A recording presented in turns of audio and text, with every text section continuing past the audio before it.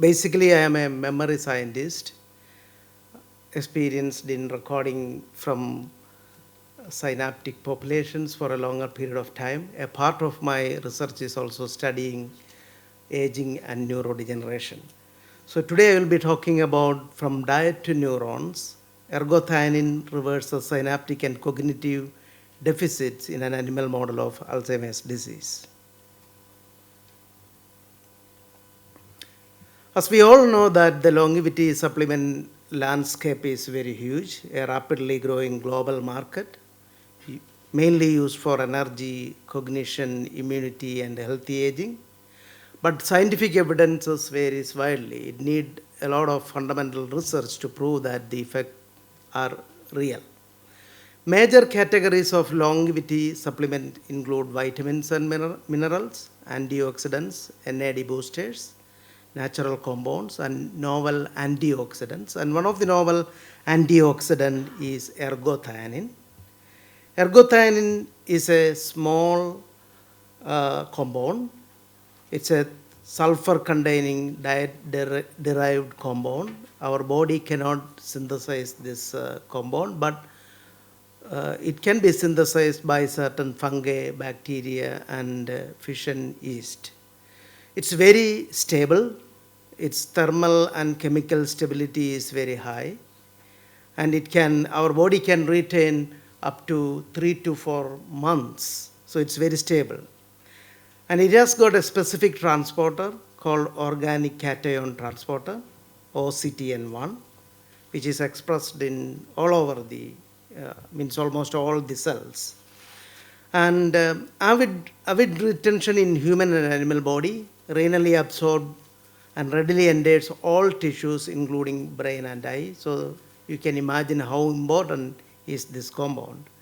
And seems to pass from mother to child, for example, through placenta and also through breast milk, safe for human consumption, as it is approved by USA and also Europe regulatory authorities.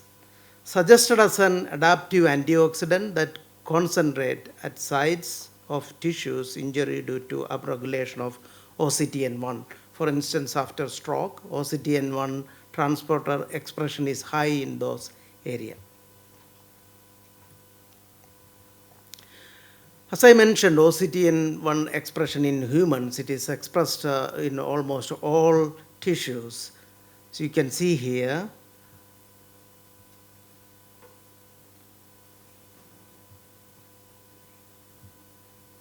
it's highly expressed in eye and also in brain, which is good because we are studying the plasticity and memory mechanisms. Especially you can see it is expressed in amygdala and also hippocampus, which plays an important role in learning and memory processes.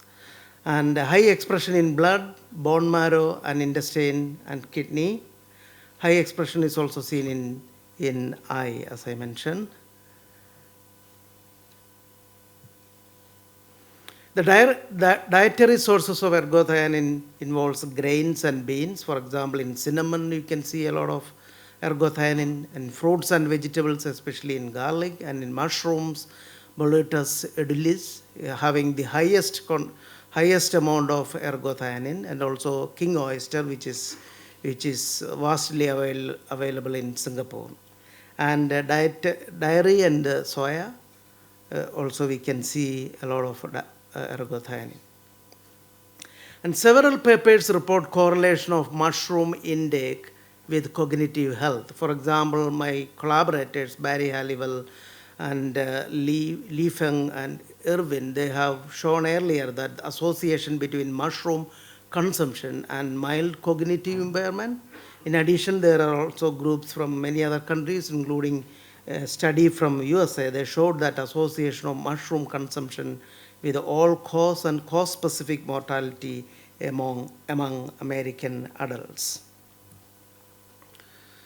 So lower ergothioneine levels in humans, a predisposition for disease. For example, patients who are having mild cognitive impairments, having less ergothioneine compared to normal. It's also same with dementia patients, even their ergothioneine level is lower. compared to mild cognitive impairment condition, as it is shown from Michael Pei, Christopher Chen group earlier. And other scientists showed that low blood levels are a risk for frailty, cardiovascular disease, and even pre-eclampsia and erectile dysfunction. Levels are also low in COVID-19 patients. And my collaborator, Barry Halliwell's lab, showed that they did an elegant study using the mouse models. They showed that ergothioneine entered all tissues. They examined in liver, heart, spleen, lung, kidney, skin, bone marrow, and eye.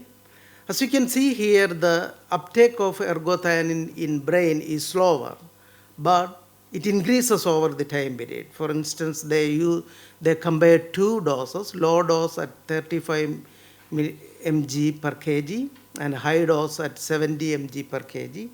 At first day, there is not much difference. After 1 week, there is slight difference, but after 1 month, nearly 28 days, you can see a significant difference in the level of ergothioneine. Given this, we tried to investigate the role of ergothioneine in learning and memory situations, especially in case of neurodegeneration. As you may all know, that Alzheimer's disease is a disease of synaptic failure. It has been reported maybe around 20 years back. So in case of memory, so memories are formed within our synaptic population. The first step is memory encoding, in which specific sets of synapses are activated. We call it as engram. And then it undergoes a process called consolidation, which is the time-dependent transformation of early form of memory to long form of memory. And then we try to recall the memory. Again, we are activating the memory engram, similar to that of the memory encoding condition. And we also recall different forms of memory at different situations. For example, in case of false memory, we accidentally make memory that is not needed. For example, in case of post-traumatic stress disorder. In case of Alzheimer's disease, we don't know where the memories are impaired, whether it is encoding. Sometimes Alzheimer's patients can make memory, but they cannot consolidate or they cannot recall memory. Sometimes they have problem in encoding, then there is a total blackout for the memory. Sometimes they can encode the memory, they can consolidate the memory, but they cannot recall the memory. We call it as memory loss. So to study the effect of ergothioneine in an animal model of Alzheimer's disease, we used APPPS1 mice, which overexpress human Swedish mutation in APP and delta E9 mutation of human presenilin 1. And at very young age, maybe around 3 weeks, they show memory impairments, especially synaptic plasticity impairments. And we used in vitro method at first to measure the electrophysiological changes. We isolated the hippocampus. Hippocampus is very critical for creating declarative forms of memory, and those memories are eventually transformed into long-term memory and associative memory. As you can see here, we located electrode in the cell body layer and in the dendritic layer and stimulate two independent pathways. The advantage of this method is that you can stimulate and maintain the memory-like process over a period of time, maybe around 24 hours, and even in non-human primate condition, in my lab, we recorded 1 week synaptic memory. So it has been shown earlier from others that this model of APPPS on mice show reference memory rates in Morris water mice, and also they show impaired plasticity, that is long-term potentiation. So long-term potentiation is the cellular model of memory. In this model, we give an activity and induce plasticity, and this plasticity can be maintained over a period of time. If it maintains like this one for a longer period of time, we call it long-term potentiation. If it is coming back to baseline within a 2 to 3 hours, we call it as short-term memory, short-term plasticity, which is analogous to short-term memory. In the same time, the beauty of this technique is that you can record a control input. So you can actually study various drug effect without by evaluating whether there is a side effect on normal synaptic population. So we induced LTP, late LTP, which is a correlate of long-term memory in APPPS1 mice. You can see here, it cannot maintain the memory for a longer period of time. It showed only a short-term form of plasticity. And we induced late LTP in APPPS1 mice in presence of ergothioneine. As you can see here, they expressed long-term plasticity, a kind of rescue of memory in cellular memory in APPPS1 mice is observed. Then we went on and looking the associative properties of long-term memory, which is a very unique basic property of synaptic population. Sometimes synapses are able to create memory, but they cannot associate, which is very often in case of Alzheimer's disease. They can make memory, but they cannot associate it. This is something like a person who used a way for the last 40 years, suddenly he forgot the way back to his home because he lacked the association. That is coming in the later stage of plasticity deficit, which is embedded in APPPS1 mice, but we could rescue in case of ergothioneine when we apply it before the induction of late form of plasticity. We also tested whether it is specific. We used OCTN knockout mice, and the memory is embedded. At the same time, we also tested a non-specific OCTN antagonist, VHC1. In same way, there was no transformation of early LTP to late LTP. Then we validated the result in behavioral situation. This is Morris water maze. It's like a swimming pool for the mice or rats. We allow the animal to navigate within the pool. It is opaque and there is a hidden platform. The task is to find the platform within a particular time frame. And we train the animal from first day to fifth day, and you can see there is a very nice learning curve in case of wild type animals and also ergothioneine fed animals, but the APPPS1 mice was struggling to navigate within the Morris water maze, means the latency was very high. And we also tested the prop test, which is a test without the platform, so the animal have to navigate by itself and find out the platform. So you can see here in ergothioneine and control group, they could find the platform within a particular time frame, but it was impaired in APPPS1 mice.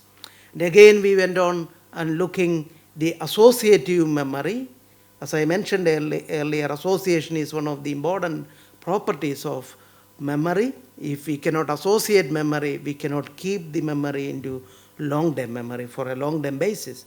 Here we expose the animal to a novel environment which is equal to late LTP conditions, which is a long-term memory, and then we expose the animal to a short-term memory process in which there is a weak inhibitory avoidance test. So in a simple way, this is a short-term memory, this is a long-term memory, but within a particular time frame, if you associate it, we can maintain the memory for a long time. And this is the readout of the behavioral experiment associative memory, which was also rescued in case of ergothioneine conditions. And again, this is the molecular component. BDNF plays an important role in maintaining these forms of memory, especially in case of ergothioneine rescued condition. Because of the time frame, I stop here.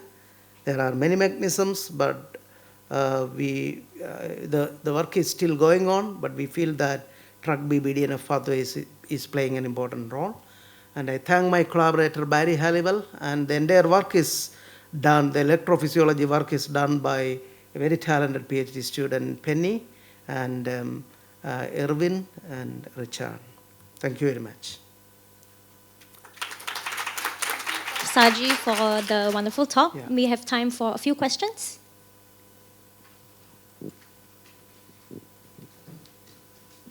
Hello, thank you for a wonderful talk. So it has been also reported ergothioneine also boosts the NAD level. So is it like the NAD is playing important role in cognitive memory?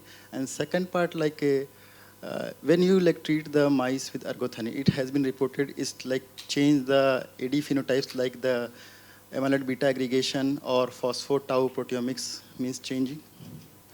Okay, for the second question, there are studies from Japanese group. They showed that they decrease the inflammation and also A beta plaques if you continuously fed the animal with the ergothioneine. For the first question, probably it may be working in that way, NAD booster, somewhat similar.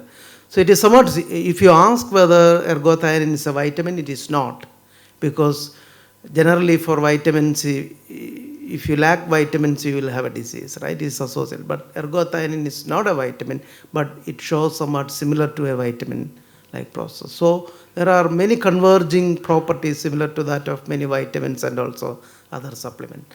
I think for the sake of time, we have to move ahead with the next speaker.